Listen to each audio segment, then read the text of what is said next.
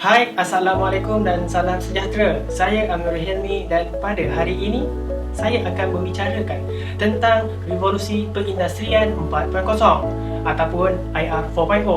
Saya akan merungkaikan satu persatu apakah itu revolusi industri 4.0 dan menceritakan sejarah bagaimana ia bermula, apakah cabaran Malaysia yang berlaku dan apakah pengajaran yang kita boleh perolehi.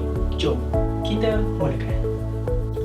Revolusi perindustrian 4.0 adalah peralihan fasa transsektor changer di mana terdapat perkembangan proses dari segi pengurusan pembuatan dan juga rangkaian sesuatu industri itu berfungsi. Tadi itu merupakan definisi ringkas mengenai perindustrian 4.0.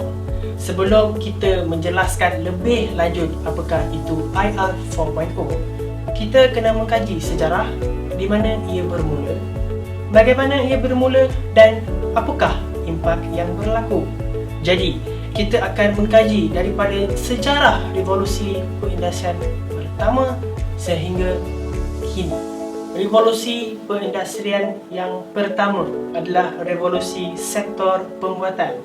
Ia bermula pertengahan pada abad 18 selepas penemuan teknologi warp. Penggunaan mesin di kilang-kilang telah dapat membantu mengurangkan tenaga buruh dan menjadikan pengeluaran lebih efisien.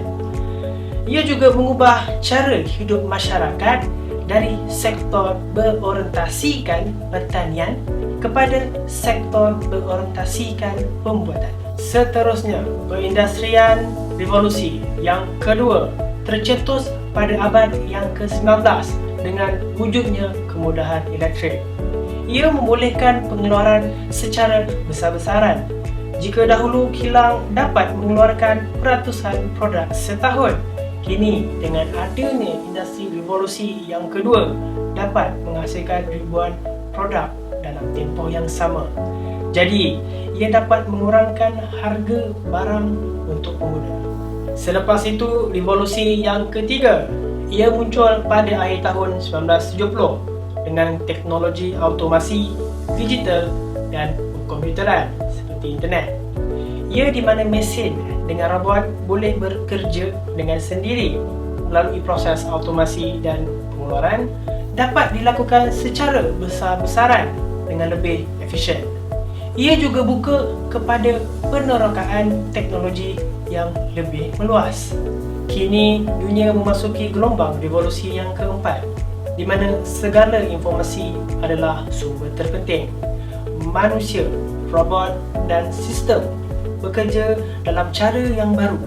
Ia juga dapat melahirkan teknologi seperti analisis big data, simulasi dan Internet of Things yang mengubah cara kehidupan kita dari berbagai aspek seharian. Dengan adanya revolusi 4.0, teknologi generasi yang kelima ataupun 5G menjadi pembangkit penting dalam menjadikan Malaysia sebagai hub teknologi yang memenuhi keperluan revolusi industri 4.0. Teknologi ini yang amat ditunggu-tunggu bukan sahaja atas sebab kelajuannya yang 10 atau 100 kali ganda berbanding dengan apa yang kita alami, tetapi ia juga membawa kita kepada dimensi baru kerana teknologi 5G itu tersendiri juga membawa kita kepada keupayaan untuk mendapatkan maklumat pada masa yang nyata, iaitu real time. Dan semestinya dengan keadaan ini ia akan membawa transformasi yang cukup berkesan kepada sebuah negara yang lebih maju dan bersedia dengan setiap gangguan rintangan yang berlaku, terutamanya dalam era revolusi industri 4.0. November 2019, Malaysia juga telah menggerakkan pembangunan teknologi ataupun projek demonstrasi 5G di Langkawi. Ia membabitkan projek yang merangkumi pelbagai teknologi, antaranya smart cities, bandar pintar, pertanian pintar dan macam-macam lagi. Dan dari segi teknologi ini juga dapat membawa kepada perkembangan teknologi baru terutamanya dalam bidang automasi, artificial intelligence dan juga augmented reality. Jadi, apakah kelebihan yang kita rakyat Malaysia dapat perolehi daripada revolusi perindustrian ini? Dan apakah teknologi yang membolehkan kita perolehi daripada revolusi ini sendiri? Revolusi 4.0 dapat mempertingkatkan proses automasi analisis, simulasi dan integriti sistem. Integriti manusia dan teknologi berada di satu tahap yang lebih jauh daripada apa yang kita bayangkan. Pembinaan robot berasaskan Android untuk membantu manusia kini bukan lagi mimpi, tapi realiti. Malah segala pencapaian informasi semuanya sangat mudah dan hanya di hujung jari. Safe driving car, car park assist dan Honda Sensing telah dicipta bagi membantu kehidupan manusia dengan lebih baik. Kini teknologi pembuatan telah dipertingkatkan dengan adanya 3D printer. Ini bagi memudahkan para penyelidik memiliki akses yang tidak terbatas. Dari sektor pekerjaan pula yang dimonopoli oleh tenaga buruh dan tenaga bekerja akan digantikan dengan robot yang pantas, efisien dan sophisticated. Penggunaan drone yang semakin diterima oleh rakyat Malaysia mampu memberi lonjakan perkembangan dalam berbagai sektor, dan industri revolusi 4.0 dapat meningkatkan kesihatan dengan teknologi yang lebih canggih. Jadi kesimpulannya di sini kita jelas dengan kesan positif daripada revolusi perindustrian 4.0.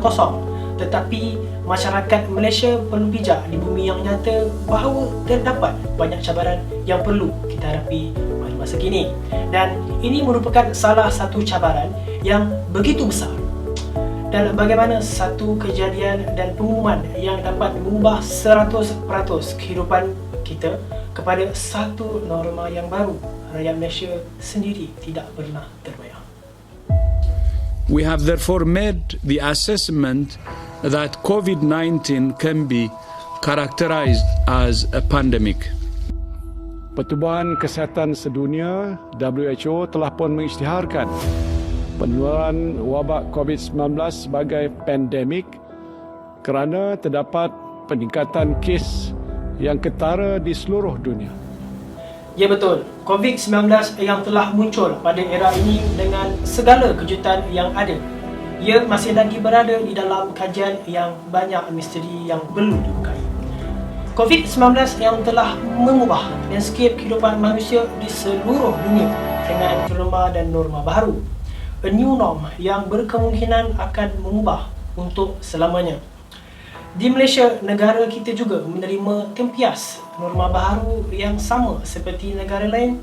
Saranan basuh tangan, pemeriksaan suhu, penjarakan sosial.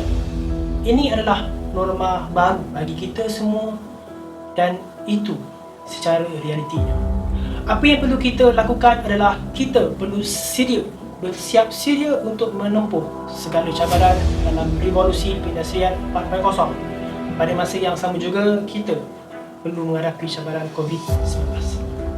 Izinkan saya di sini ingin memetik hadis Nabi, sekiranya di tangan kamu ada benih kurma dan kamu tahu bahawa esok akan berlakunya kiamat, maka hendaklah kamu menanam dan jangan biarkan hari kiamat berlaku tanpa menanam benih tersebut. Hadis riwayat Imam Ahmad.